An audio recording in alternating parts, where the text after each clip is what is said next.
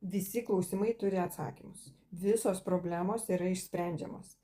Visos negandos, lygos ir viskas, kas pas jūs su minuso ženklu, viskas turi sprendimo būdą ir neutralizaciją. Taip kad nėra neišsprendžiamų problemų, nėra neįmanoma atsakyti klausimų ar kažkokių situacijų, kurių neįmanoma išspręsti. Viskas išsisprendžia ir viską išspręsti jūs patys.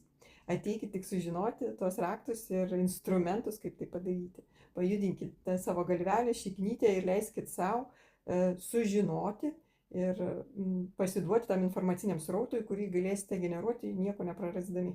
O išeisite visiškai į kitokį lygį ir gyvensit savo pilnatvėj ir patenkinti laimę ir meilę.